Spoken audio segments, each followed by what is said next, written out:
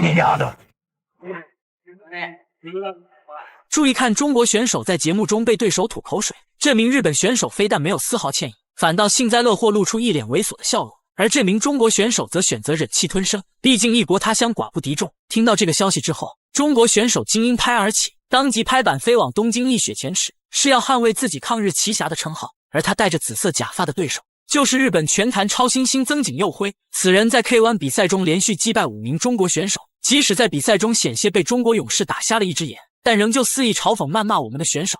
不知道这些中国人哪里来的勇气，明明是一群吃不饱穿不暖的家伙，你们根本无法战胜大日本帝国，只因你们是小小的东亚病夫而已。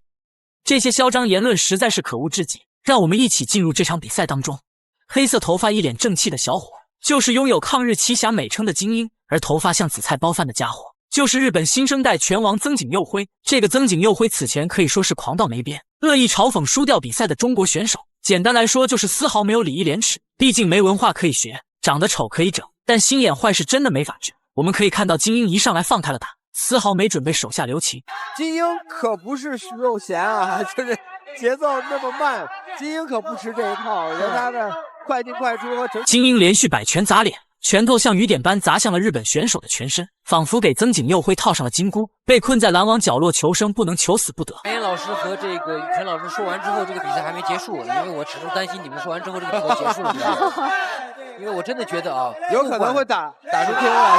是，我非常期待能够打出一个 KO 来，因为在8进4的比赛当中，我们已经 KO 掉了对手，所以在体能储备上应该是非常好。对，精英的抓拳，对，看精英这种快速进的这个能力，快进的能力真的好啊！对，是这个真你。说点题外话，这个日本选手很有意思，23岁的年龄却已经秃顶，脑袋上没有几根毛，所以这也是唯一一个戴假发打拳的选手。咱也不知道是不是不干净的核废水喝多了导致，而正是他因谢顶曾经被其他日本选手嘲笑欺负的过往经历，所以导致目中无人，出口成脏。不过精英征战日韩擂台多年，这样的傻狍子见多了，根本就没有他搞不定。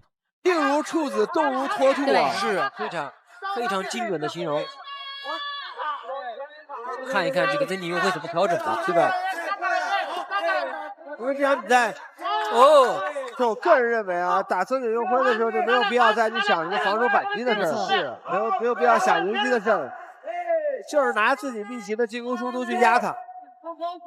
但是我们也不要太担心，事实上精英的这个铃声响起，回合结束，邱建良也是在现场对精英做出了夸赞。这样的冲击，曾井佑辉应该就会垮掉。对，其实后半段冲的少了。对，在频次上应该再去加一加对手啊。邱建良话里话外的意思，我看就是想让精英加快节奏，尽量在第2回合中 KO 对手，让我们一起期待精英接下来的精彩表现。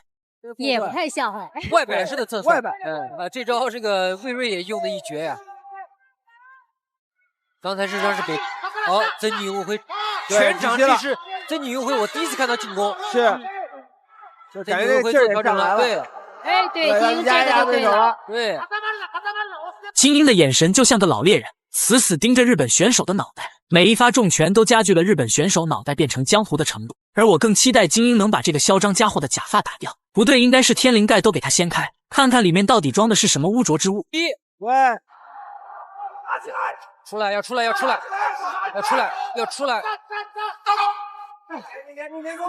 曾井佑辉的这个体能已经出现问题了，是的，对，漂亮，对，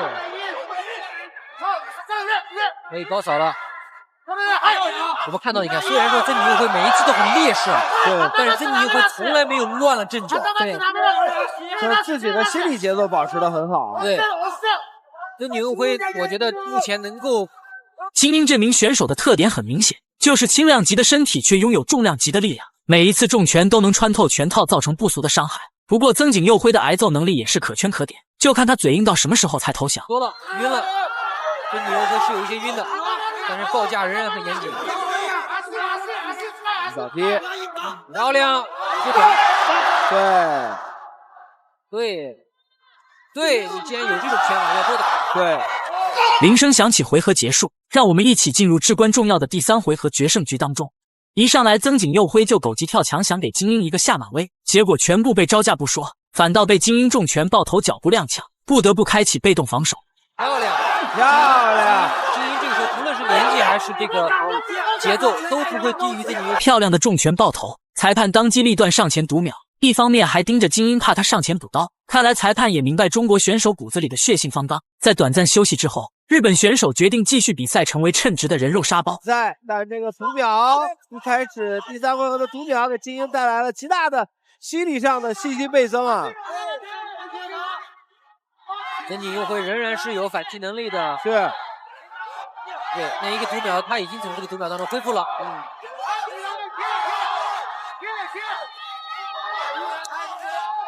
可以做一做分析了，因为我看到这个曾锦佑辉每一次防守都比较重心比较低，完全是爆头式的防守。那重心就毋庸置疑肯定会低一些，所以这个可以做一做分析。因为他自己心理上也应该有一丝的忌惮，因为金英一旦进入到内围之后，曾锦佑辉我们说，尤其在第3回合一上来啊，就是也是日本选手开始用腿法猛攻，想要拉开安全距离，而金英则以牙还牙，以眼还眼，瞄准脑袋连续正蹬。虽然说金英发挥的很好，看到这个曾锦佑辉不管是在节奏上的这个增减方式，还是在受到重击以后的这种迅速恢复能力上面，都是非常有经验的一个选手。我们在他第一次打的时候就觉得他动作有多快，但是呢，就这么平平的一个技术体系，但是可以打到结束。是，有这个保持着持续性。此时击败苟延残喘的日本选手只剩下临门一脚，面对对手狗皮膏药式的赖皮打法，反倒激起了金英的战斗欲望，当即开启毫无保留大开大合的进攻。后手摆拳，对，有一点眩晕感了。